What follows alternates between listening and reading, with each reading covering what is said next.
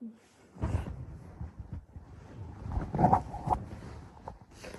m'apprête à tourner la vidéo la plus difficile de ma chaîne, mais je pense que c'est important d'en parler pour aider les gens et pour montrer qu'on n'est pas seul dans le deuil. Aïe aïe, j'espère que vous allez bien. Aujourd'hui, comme vous l'avez vu dans le titre et à l'introduction, on va parler du deuil. Donc, demain, ça fera 1 an, jour pour jour, que mon père est parti rejoindre les étoiles. Et je voulais faire cette vidéo 1 an après, histoire de bien d'avoir du recul. J'ai rien préparé, j'ai pas de notes, c'est juste moi et moi-même qui discute et qui raconte son ressenti, tout ça. Donc c'est pas la vidéo qui va être la plus marrante de ma chaîne, mais j'ai déjà fait une vidéo un peu triste la semaine dernière, mais promis, la semaine prochaine on va aborder un sujet qui est vraiment trop cool. Donc j'espère que cette vidéo pourra en aider certains. Et si c'est le cas, n'hésitez pas à me mettre un commentaire. Donc, vous l'avez vu dans le titre, le 6 juin 2024, mon père est décédé des suites d'un infarctus. Donc, voilà. Pour vous recontextualiser le mois, j'étais en hospitalisation, je suis sortie, mon père a fait un premier AVC qui a été plus ou moins bien soigné. Donc déjà, ça m'a fait un choc. Et ensuite, il a eu un infarctus et il est tombé dans le coma le 30 mai 2024. Donc voilà. Je me rappelle la nuit, j'ai été réveillée par ma mère et elle me dit, Fanny, on va à l'hôpital voir ton père, faut que tu te prépares. Donc il était quoi, 1h du matin, minuit. Moi je dormais, donc je comprenais pas ce qui se passait et j'ai compris que ça avait l'air grave, mais je réalisais pas trop. Pour moi, on partait en vacances ou quelque part, donc vraiment j'ai eu ce moment où tu te dis non mais c'est bon, tout va bien, et en fait tu t'attends pas à... Enfin, je sais pas, j'étais sur un petit nuage, j'étais dans un autre monde. C'était dur. Et j'arrive à l'hôpital dans la nuit et je vois mon père dans le coma et je me dis ah waouh, d'accord, ok. Donc je me dis bon, peut-être qu'il va s'en sortir, je sais pas ce qui va se passer. C'est la nuit, donc y a pas vraiment de médecin.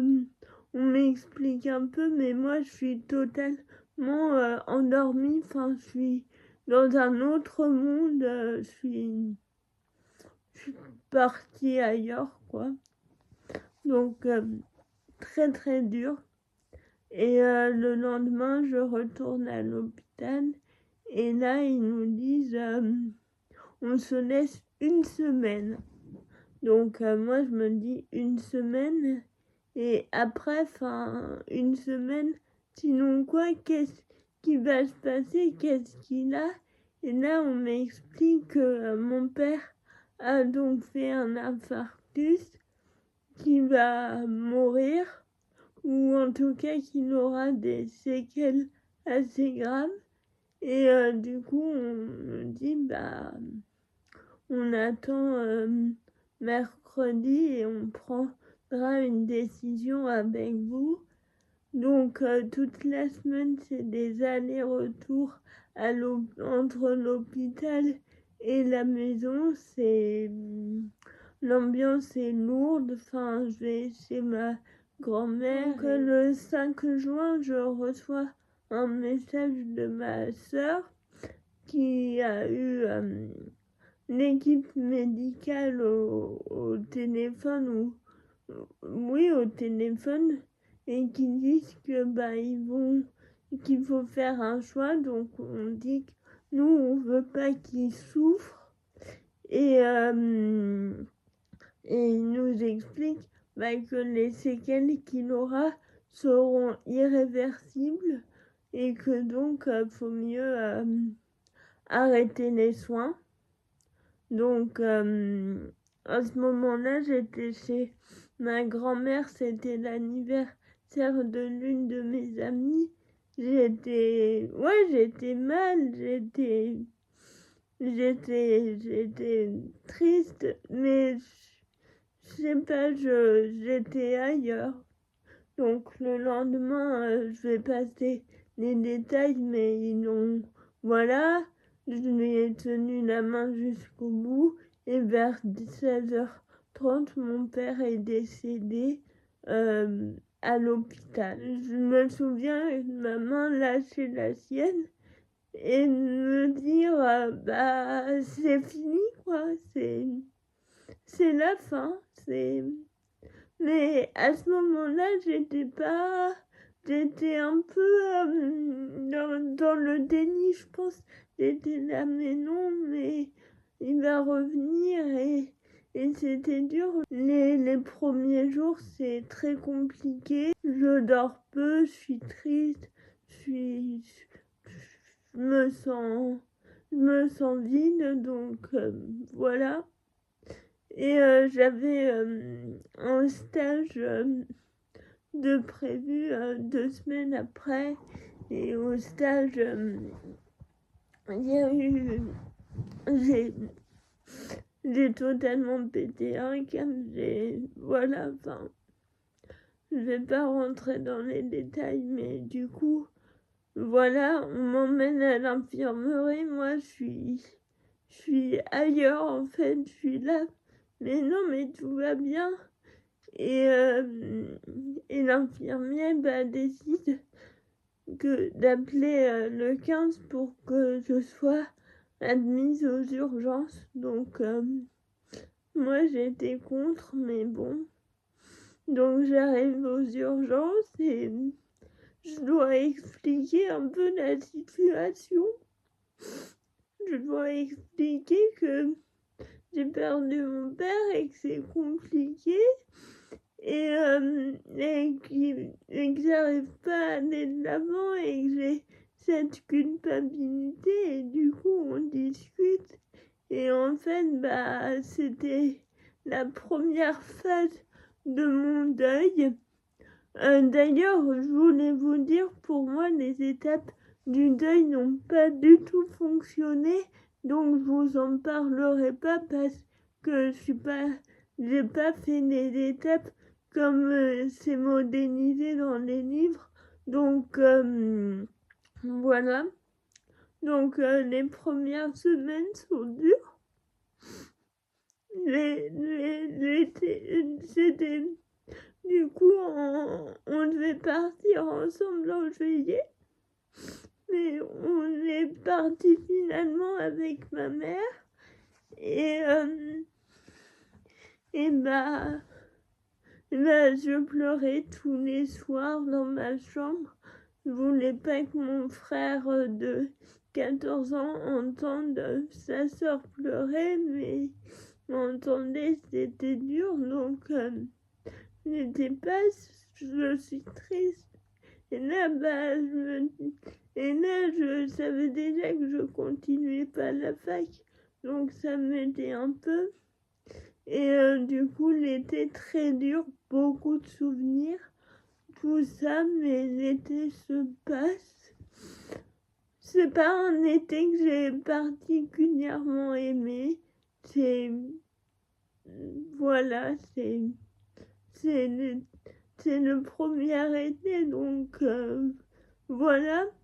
Septembre, ça se calme un peu parce que on rentre et je fais d'autres choses. Ça se calme un peu, donc je suis contente, je sais pas si c'est le bon mot, mais je suis là, ça va un peu mieux, donc c'est cool. Et du coup, septembre, octobre, et là, on arrive au jour de mon anniversaire, et à l'anniversaire, je me dis, papa va m'envoyer un message. Et j'ai jamais reçu ce message parce que il est décédé, donc il peut pas. Et j'ai eu du mal à m'en rendre compte que pendant les fêtes de fin d'année, j'ai vraiment pris conscience que je n'avais plus de papa et je voyais les gens autour de moi devenir avec leurs parents et moi j'étais seule. Ma mère avait des soucis parce que mon grand-oncle est parti, du coup ça a été compliqué. Donc les mois passent et c'est dur et j'ai eu ce sentiment de culpabilité en fait de me dire mais si ça se trouve on aurait pu le savoir plus tôt mais non on peut pas le savoir. C'est dur. Aujourd'hui je peux pas dire que que j'ai fait mon deuil parce que je pense que faire son deuil c'est plus compliqué que juste un an. Pour moi, déjà l'expression faire son deuil, je trouve ça un peu bizarre parce que pour moi, le deuil c'est pas une case à cocher en disant hop, le deuil c'est fait, on passe à autre chose. Non, pour moi, le deuil, ça prend du temps, c'est long, ça demande de l'énergie, c'est compliqué, c'est tout ça. Et il y a beaucoup de papiers à faire pour la succession, tout ça, qui te replonge dans son décès. Et, et c'est dur en cette première anniversaire entre guillemets de décès est assez compliqué, mais j'espère que ça ira mieux.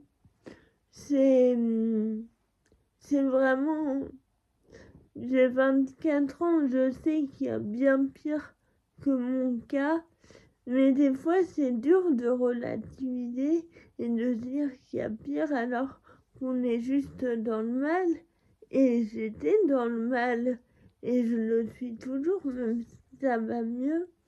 Mais j'ai décidé de continuer à vivre.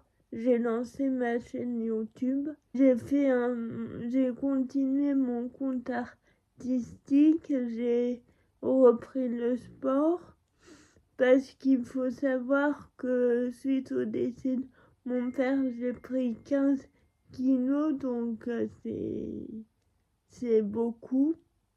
Donc voilà. Mais du coup, heureusement, en mai, je suis devenue tata. Ça m'a aidé, ce petit garçon qui est là et qui me comble de bonheur, dont je parlerai plus en détail dans la vidéo de la semaine prochaine. Mais aujourd'hui, j'ai un neveu et j'avance à mon rythme. Il y a des jours où ça va, il y a des jours où ça va pas. Donc voilà pour cette vidéo, j'espère pas qu'elle vous aura plu, mais j'espère qu'elle aura pu aider. Et je sais pas si elle sera beaucoup vue ou pas, mais en tout cas, si vous traversez cette période, vous n'êtes pas seul. Et je vous envoie tout mon soutien. Et je vous dis à la semaine prochaine dans une vidéo. Bye bye.